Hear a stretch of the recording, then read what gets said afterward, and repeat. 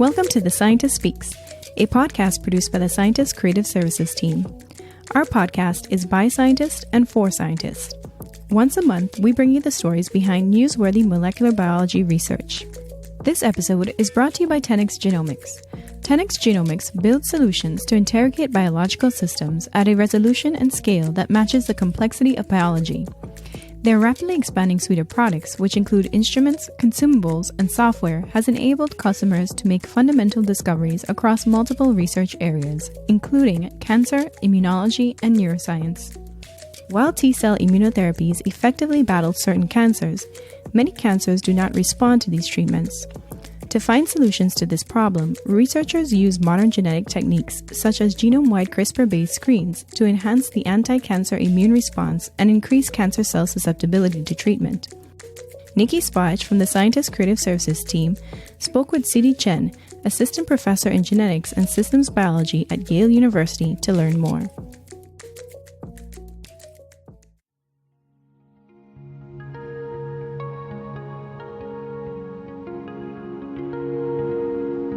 Cancer immunotherapy enlists a patient's own immune system to identify and combat diseased cells. These treatments include administering engineered monoclonal antibodies, CAR T cells, immune checkpoint inhibitors, or cytokines. Immunotherapy saves lives. However, only a portion of cancers respond positively to these interventions for various reasons, including that some cancers can downregulate the immune response. Researchers like Sidi Chen seek to improve current treatment strategies.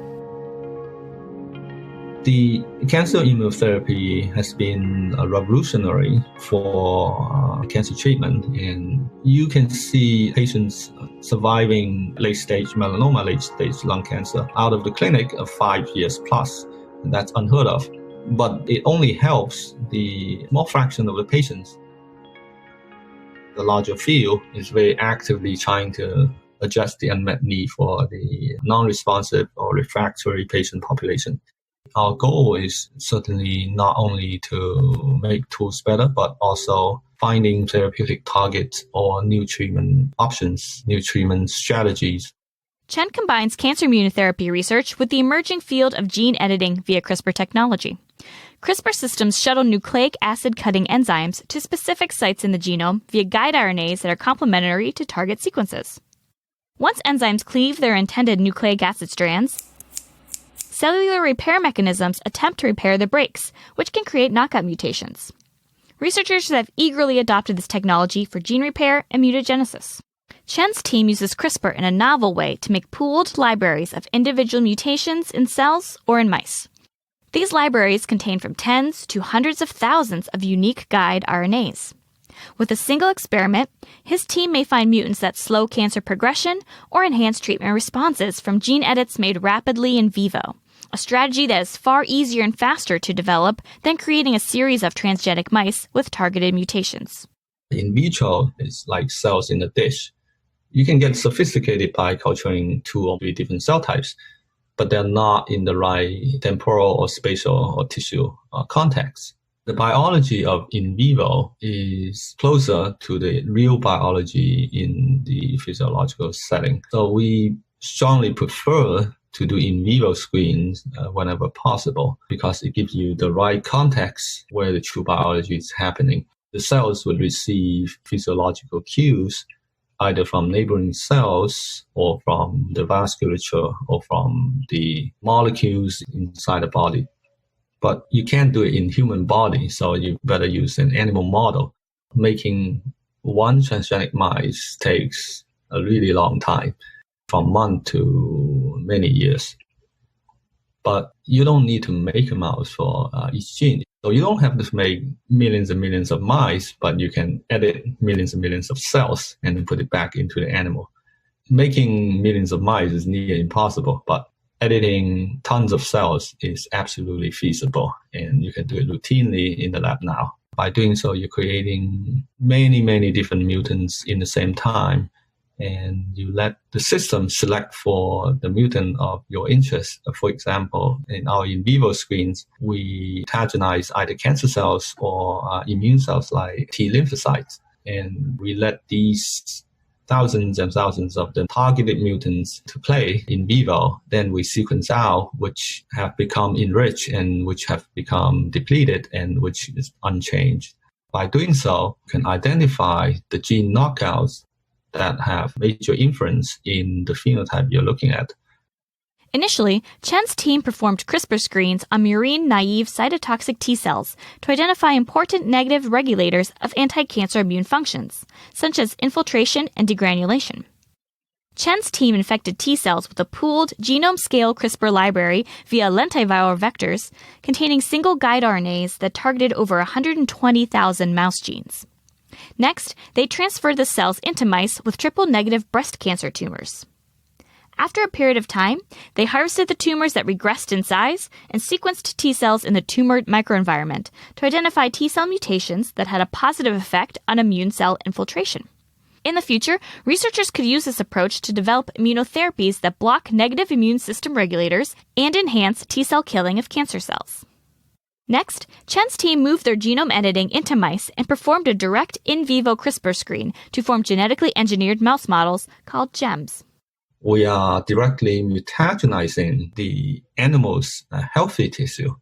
So we are mimicking the natural process of tumor progression. So we are one step ahead in terms of closely recapitulating the tumor progression process in order to give a better model to mimic how therapeutic responses is happening. And the other advantage of this genetically engineered mouse model is that they have the right tumor microenvironment because they were induced in vivo. The CRISPR guide RNA library induced liver tumors and additionally targeted the mouse versions of the most frequently mutated tumor suppressor genes in human cancers. The primary goal was to see if any of these mutations increased susceptibility to immune checkpoint immunotherapy, which enhances immune cells' cancer-killing capabilities by blocking mechanisms that dampen their responses to foreign invaders. As with other immunotherapies, many cancers are resistant to this strategy. Scientists could make better treatment decisions if they knew which mutations led to favorable outcomes. After inducing the liver tumors, Chen's group treated the mice with immune checkpoint inhibiting drugs and measured their response. They found that a CRISPR-mediated knockout of KMT2D, an epigenetic regulator responsible for modifying histones, increased responsiveness to anti-PD-1 immune checkpoint treatment. It's unfortunate to lose this gene due to tumor suppressor. That's why it's really prevalent in a diverse patient population. And on the other hand, through the CRISPR gem screen, we identify this as one of the major modulators of immune checkpoint blockade. Everything has two sides. Looking at the positive side, in our opinion, losing this protein actually makes the tumors more sensitive to the immune checkpoint blockade for a number of reasons. For example, it changes the chromatin landscape and produces a different set of cytokine, changes transposable element activity, and it changes the DNA mutation status. The more mutation there are, the more sensitive the tumors is to immune checkpoint blockade. And they also change the cellular composition of the tumor microenvironment, mostly in the myeloid population. So through a set of complex inferences to both the tumor cells and the immune cells, loss of function of KMT2D actually make the tumor more sensitive to the immune checkpoint blockade drug treatment. Chen also developed a novel immunotherapy called Multiplexed activation of endogenous genes as an immunotherapy, or MAGE. MAGE manipulates the immune system by upregulating foreign tumor antigens with CRISPR A, a version of CRISPR that delivers transcription activators that enhance gene expression to target sites. CRISPR A guide RNA libraries amplify cancer cells' non-self signals that are often inadequately presented or lost during malignancy. In animal models, we have seen surprisingly strong in vivo efficacy by the CRISPR activation or MAGE approach against cancer cells in multiple tumor models that are aggressive. Cancer cells can evade the immune attack by lowering the expression of the cancer antigen. But with CRISPR, we can force them to express. We can put in a guide RNA library that can augment the expression of thousands of those new antigen encoding genes. And therefore, we are shedding light on the cancer cell to light them up, to make them so bright that the immune cells can clearly see the differences. Oh, these are cancer cells and the others are not. And then thereby come in to wipe them out. Chen first transduced cancer cell lines with the genome-scale CRISPR A library and injected them into mice. Mice that received the CRISPR cells either formed very small tumors compared to untransduced controls or did not form tumors at all. He also injected the CRISPR A library directly into established tumors, which decreased tumor volumes and increased T-cell infiltration into the tumor microenvironment. Combining direct injection of CRISPR with checkpoint blockade therapy completely regressed established tumors, while prophylactic vaccination with the CRISPR A library resulted in completely tumor-free mice after tumor induction. The immune cells clearly found their enhanced targets. Guide RNA libraries are easily customized, which opens the possibility for CRISPR precision medicine. To explore this concept in his animal model, Chen sequenced the exosomes of mouse tumors and developed Meiji that targeted tumor-specific mutated gene sets.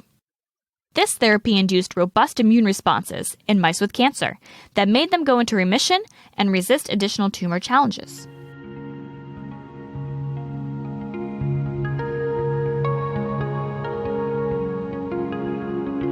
Using these CRISPR systems to identify predictors of immunotherapy response has important implications for patient stratification and clinical decision-making. Finally, Chen hopes to make Meiji treatment possible in humans by making it more affordable and easier to manufacture. By developing off-the-shelf version, meaning we can make it once and then that would be suitable for a subset of patient population or for specific disease rather than one patient at a time, is a big advancement that we are working towards.